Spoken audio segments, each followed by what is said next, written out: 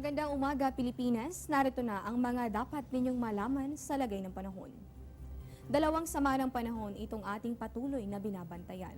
Kabilang po dyan itong low pressure area na nasa bahagi ng Bicol at isang bagyo sa labas ng Philippine Area of Responsibility. So unahin natin yung update hinggil sa low pressure area.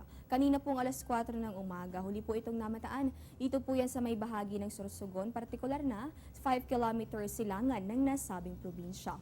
Ayon kay Pag-asa Weather Forecaster Buddy Javier, hindi naman na ito inaasahang lalakas. Pero subalit posible itong magpaulan, dito yan sa may bahagi nitong Bicol area at sa may Southern Luzon.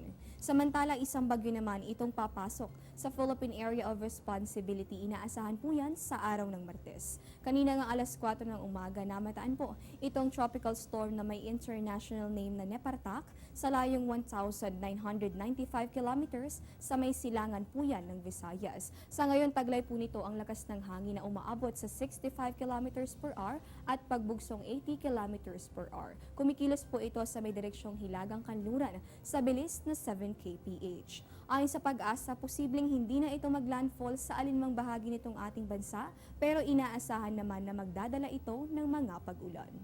At ngayong araw naman ng Lunes, inaasahan pa rin natin itong patuloy na pag-iral nitong Intertropical Convergence Zone. Dito po yan sa may Visayas hanggang dito sa may bahagi nitong Southern Luzon. Kung ipaliliwanag, ito pong ITCZ ay yung lugar kung saan nagsasalubong yung hangin na mula sa Northern at sa Southern Hemisphere. Sa kanilang pagsasalubong, nakakabuo po ng mga kaulapan na siya namang nagdudulot ng mga pag-ulan.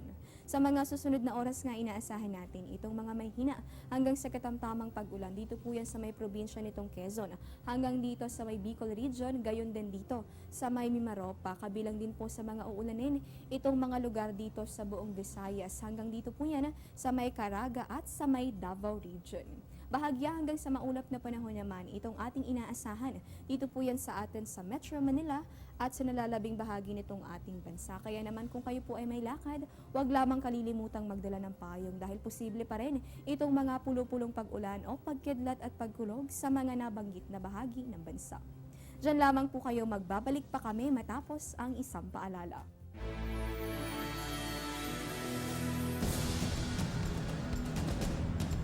Be safe sa daan tuwing may ulan. Suriin ang mga ilaw, wiper at brake ng sasakyan bago magmaneho. Maglagay ng toolkit at go bag sa sasakyan. Kapag malakas ang ulan, bagalan ng takbo at iwasang bumuntot sa ibang mga sasakyan. Huwag dumaan sa mataas na baha. Sa oras ng zero visibility, buksan ang fog lights. Makinig ng balita sa radyo para malaman ang lagay ng panahon at trapiko. Kaalaman at kahandaan, susi sa kaligtasan. Punto pong ito, tingnan naman natin ito magiging lagay ng panahon sa mga piling lungsod sa bansa. Kung kayo po ay naandito sa may bahagi ng Kabanatuan, inaasahan naman natin itong pangkalahatang maaliwalas na panahon. Ibig sabihin po yan, magpapakita si Haring Araw, pero posible pa rin ang mga pag-ulan. Mas mataas naman itong tsansa ng mga pag-ulan dito yan sa may Calapan, Kalayaan Islands, Dumaguete, Rojas, Catbalogan, Tagbilaran, Surigao, General Santos at sa may Dipolog. At sa mga bakasyonista naman, narito ang magiging lagay ng panahon sa mga tourist destinations sa Pilipinas.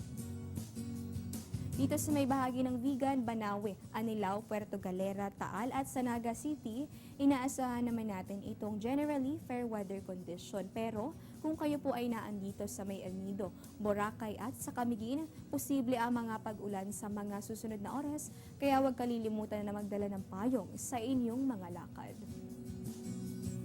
At yan po muna ang latest mula rito sa Pag-asa DOST. Ito po ang Panahon TV kung saan walang pinipiling panahon ang pagbibigay impormasyon. Ako po si Desiree Jonia. Magandang umaga at mag-ingat po kayo.